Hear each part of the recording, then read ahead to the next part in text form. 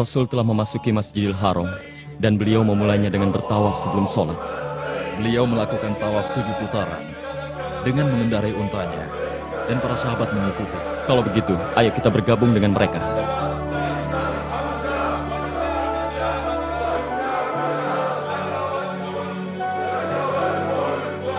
Perhatikan Rasul di sana. Beliau mengusapkan tangannya di rukun Yamani dan juga Hajar Aswad di setiap putaran.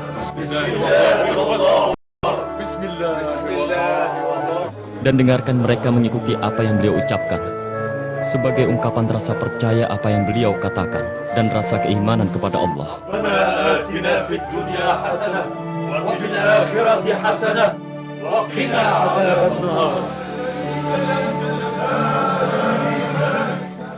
Beliau telah menyelesaikan tawafnya, lalu berdiri di makam kakeknya Ibrahim, bapaknya para nabi.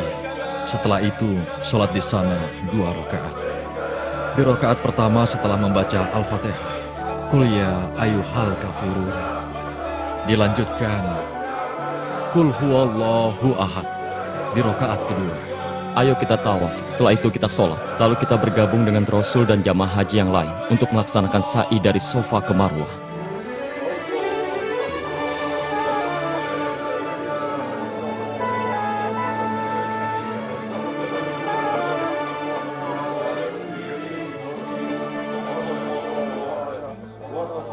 Jelaskan kepadaku, Bu, mengapa Rasul berlari-lari dan berlari dari Bukit Sofa ke Bukit Marwah, lalu kita mengikutinya? Ampuni dan kasihanilah aku, ya Allah. Engkaulah yang maha perkasa dan termulia. Ya Tuhanku, ampunilah dan kasihanilah diriku. Melakukan ritual sa'i dari Bukit Sofa ke Marwah untuk mengenang berlari kecilnya Hajar, istri dari Nabi Ibrahim alaihissalam, ketika beliau mencari air untuk bayinya yang bernama Ismail. Oh begitu, sekarang aku mengerti.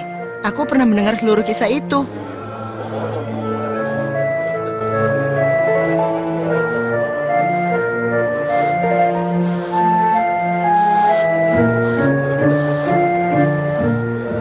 Ayo kita bertahlul dahulu, karena kita sudah menyelesaikan ibadah ihram kita. Tetapi ayah belum kembali. Apa sebaiknya kita menunggunya? Ayah harus tetap berpakaian ihram sampai dia selesai melaksanakan ibadah haji. Apa aku juga harus memotong rambutku seperti yang dilakukan mereka? Iya, dan setelah itu kamu bisa berganti pakaian.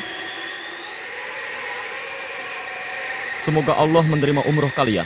Dan bagi siapa yang hendak berhaji bersama Rasul, hendaknya dia bersiap-siap esok untuk menuju Mina untuk menyelesaikan ibadah hari Tarwiyah bersama Nabi Muhammad SAW melewati Padang Arafah. Kita berwukuf di sana pada tanggal 9 Zulhijjah hingga terbenamnya matahari.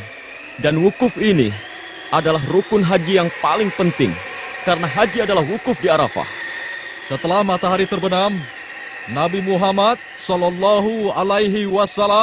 singgah di Musdalifah, bermalam di sana dan sholat subuh di sana. Kemudian berangkat ke Mina dan di sana kita melontar jumroh.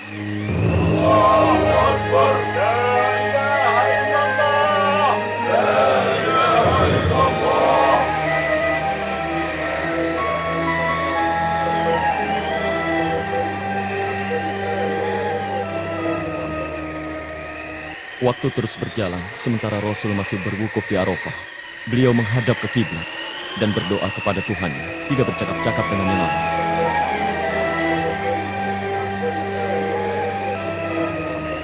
Rasul yang mulia baru saja menerima wahyu dari Allah.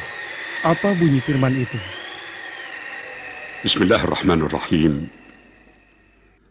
حرمت عليكم الميتة والدم ولحم الخنزير وما أهل لغير الله به والمنخنقة والموقوذة والمتردية والنطيحة وما أكل السبع إلا ما ذكيتم وما ذبح على النصب وأن تستقسموا بالأزلام ذلكم فسق. اليوم يئس الذين كفروا من دينكم فلا تخشوهم واخشون اليوم أكملت لكم دينكم وأتممت عليكم نعمتي ورضيت لكم الإسلام دينا فمن اضطر في مخمصة غير متجانف لإثم فإن الله غفور رحيم. صدق الله العظيم.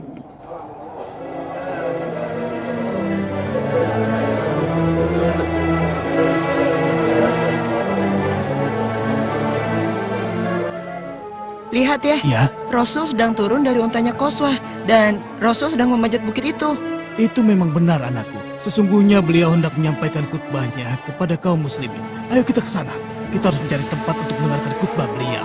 Ayo istriku, kita jangan sampai ketinggalan. Wahai kaum muslimin, ayo berkumpullah untuk mendengarkan khutbah Nabi Sallallahu Alaihi Wasallam.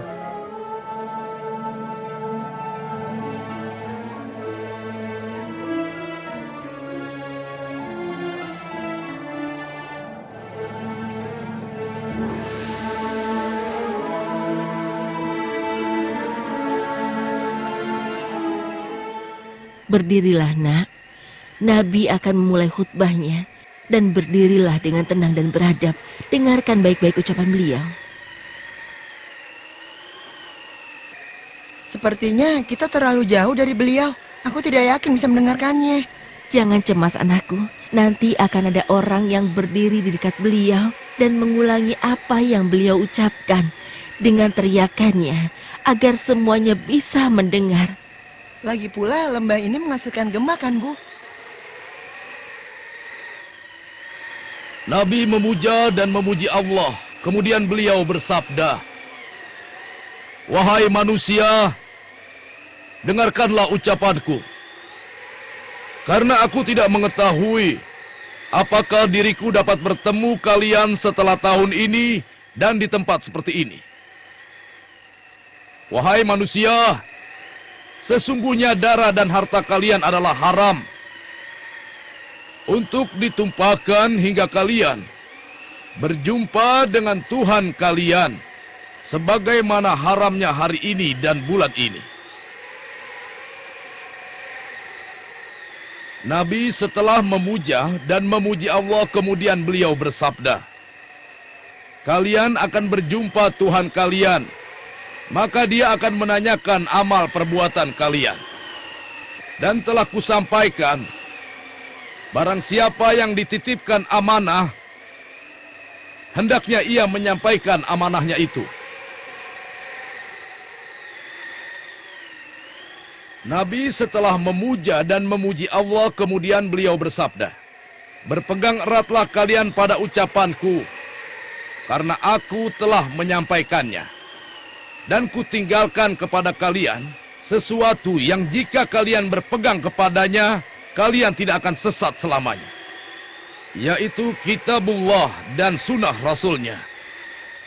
Dan Rasulullah bertanya, "Tahukah kalian hari apakah hari ini?" "Hari Akbar." Rasulullah bersabda, "Allah mengharamkan darah kalian dan juga harta kalian hingga kalian berjumpa Tuhan kalian seperti haramnya hari ini." Rasulullah juga bertanya, "Sudahkah aku sampaikan ini pada kalian?" "Ya." Dan Rasulullah bersabda, "Ya Allah, saksikanlah."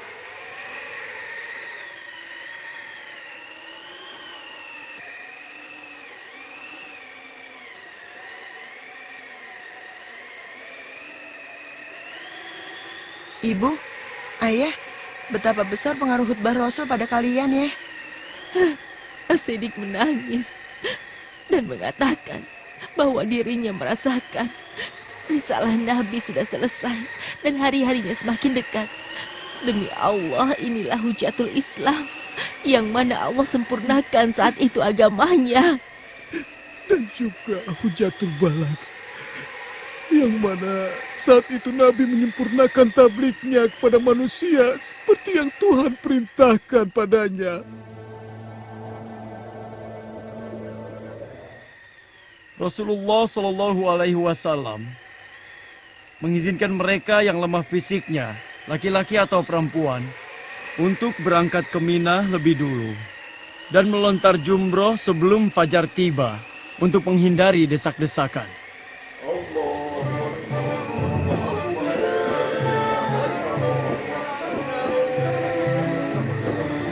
Allahu Akbar, Allahu Akbar, La ilaha illallah.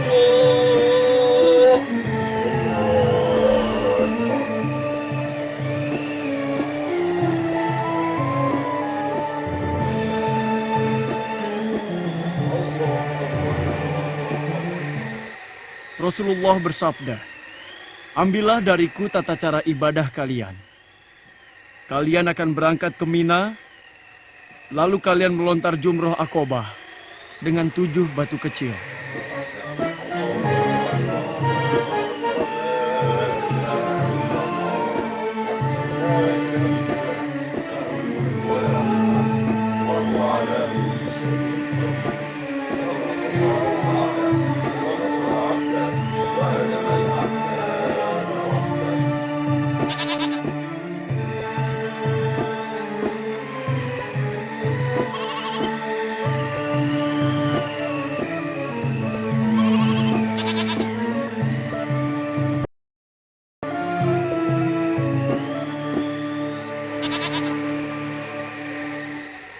Semoga menjadi haji yang mabrur dengan izin Allah. Jauhkan domba ini agar dia tidak menyaksikan temannya disembelih. Begitulah yang Rasulullah Shallallahu Alaihi Wasallam perintahkan pada kita. Alaihi salatu wassalam. Anda benar penyembelih hewan. Memang demikianlah cara Rasulullah mengorbankan hewannya, yang terdiri dari 100 ekor unta, menyembelih 63 unta, sebagai ganti 63 tahun kehidupan beliau. Dan Ali bin Abi Thalib menyembelih sisanya. Sekarang ambillah upah Anda sebagaimana Rasulullah ajarkan. Dan bila dengan ini diriku menafkahi Anda, maka kuniatkan karena Allah. Rasul memerintahkan pada kalian semua untuk berangkat ke Baitullah dan melakukan tawaf ifadah, lalu kembali ke Mina. Setelah itu menginap 2 atau 3 malam dan melontar 3 tempat jumroh.